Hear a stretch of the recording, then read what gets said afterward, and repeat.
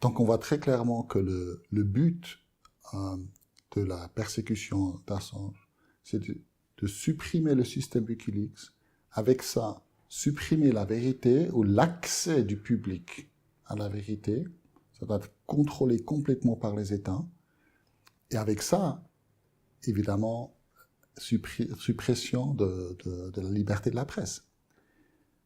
Donc, on est libre de discuter de ce qu'on veut, n'est-ce pas? On est libre de discuter si Assange, c'est un violeur ou non. On est libre de discuter s'il a maltraité son chat ou non. Mais le menu de sujets qui nous est offert pour discuter, le choix est fait par les médias. Et les médias reflètent tout simplement le choix qui leur est offert par les autorités. On ne réalise pas combien de sujets il y a qui ne sont pas dans les journaux. On pense qu'on est libre à avoir notre opinion sur tout, parce qu'on peut discuter librement de ce qu'il y a dans les journaux. Mais on ne voit pas ce qu'il n'y a pas dans les journaux. Et ça, si vous allez mettre la lumière là-dessus, vous êtes un espion.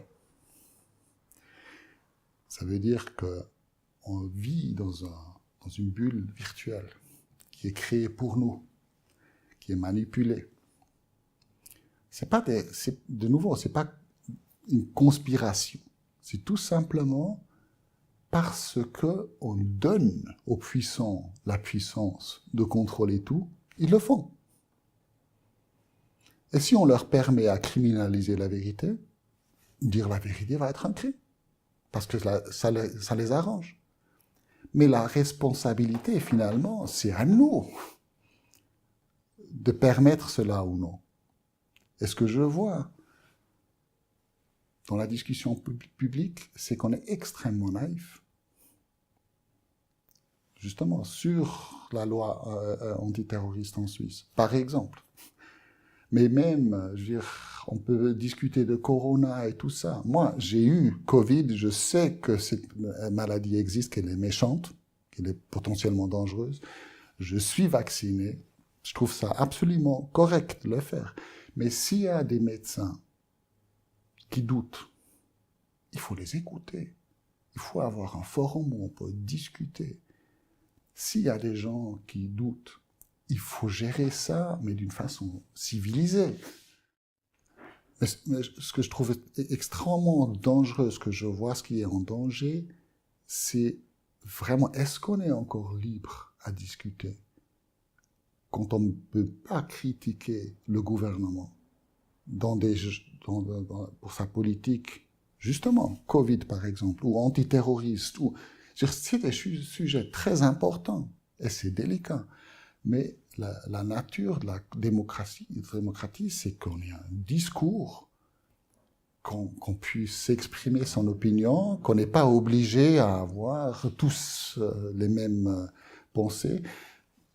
Et on va jamais réussir à supprimer même des idées qui sont un peu, pas peu réalistes, mais il faut donner un forum pour ça. C'est important, parce que si on supprime, ça va se passer dans le secret.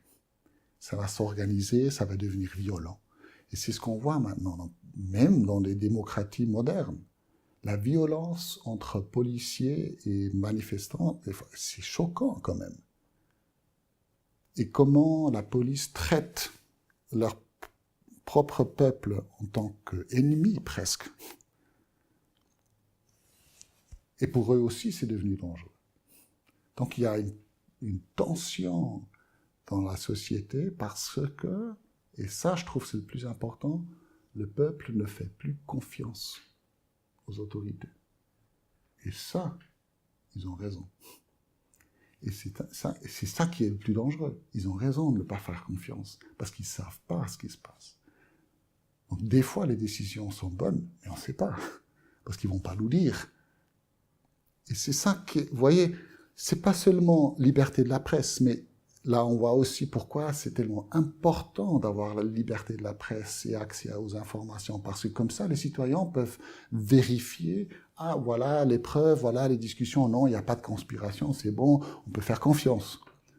Ou oui, peut-être il y a des points, il faut critiquer, il faut discuter, trouver un compromis, mais si on ne sait plus, si tout est protégé par le secret, bah là, il y a aussi les théories conspiratoires qui commencent à, à exagérer.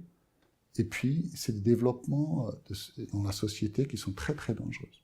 C'est pour ça que ce cas est tellement important, parce que c'est vraiment un cas de test pour nos sociétés.